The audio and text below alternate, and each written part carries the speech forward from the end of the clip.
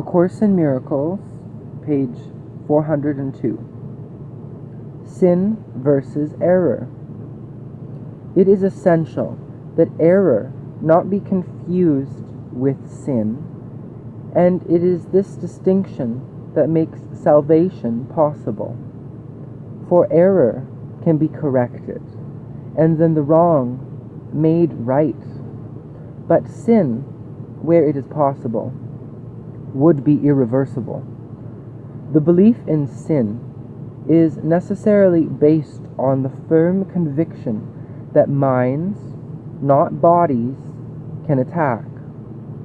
And thus the mind is guilty and will forever so remain unless a mind, not part of it, can give it absolution.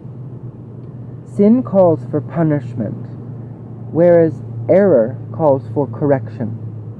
And the belief that punishment is correction is clearly insane.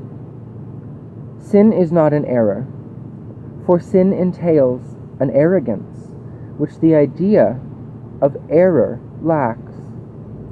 To sin would be to violate reality, and to succeed.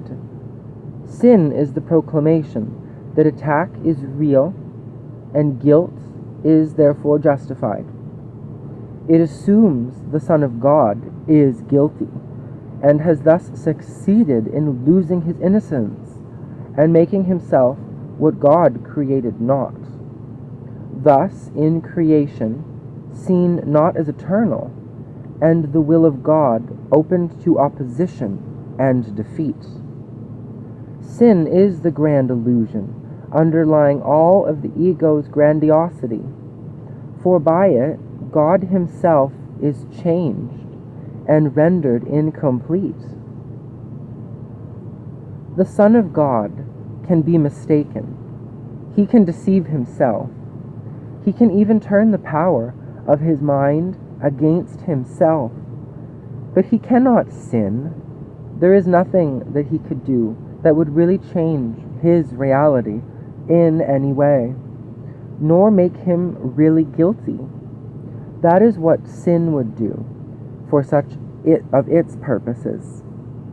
Yet for all of the wild insanity inherent in the very idea of sin, it is impossible, for the wages of sin is death. And how can the immortal die?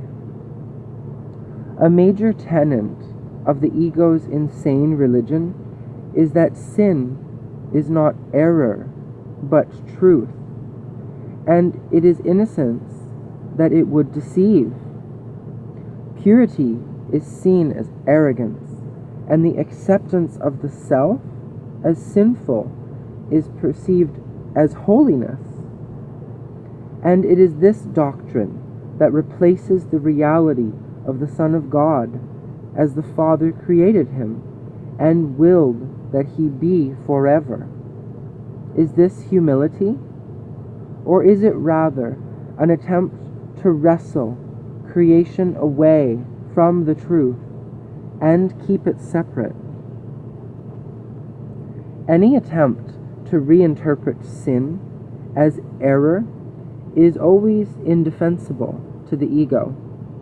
The idea of sin is wholly sacrosanct to the thought system and quite unapproachable, except with reverence and awe. It is the most holy concept in the ego's thought system, lovely and powerful, wholly true, and necessarily protected with every defense at its disposal. For herein lies its best defense, which all of the others serve. Here is its armor, its protection, and its fundamental purpose of the special relationship in its interpretation. It can indeed be said that the ego made its world on sin. Only in such a world could anything be upside down. This is the strange illusion that makes the clouds of guilt seem so heavy and so impenetrable. The solidness that this world's foundation seems to have is found in this. For sin has changed creation from an idea of God to an ideal the ego wants. A world it rules, made of bodies, mindless and capable of complete corruption and decay. If this is a mistake, it can be undone easily by truth. Any mistake can be corrected if truth be left to judge it. But if the mistake is given the status of truth, to what can it be brought? The holiness of sin is kept in place by this strange device, as truth is its invalid, and everything is brought to it for judgment. As a mistake, it must be brought to truth. It is impossible to have faith in sin, for sin is faithless. Yet it is possible to have faith that a mistake can be corrected. There is no stone in all of the ego's battles, citadel, that is more heavily defended than the idea that sin is real. The natural impression of what the Son of God has made himself to be and what he is. To the ego, this is no mistake, for this is its reality. This is the truth from which escape will always be impossible. This is in the past, for this is his past, his present, his future. For he has somehow managed to corrupt his father and change his mind completely.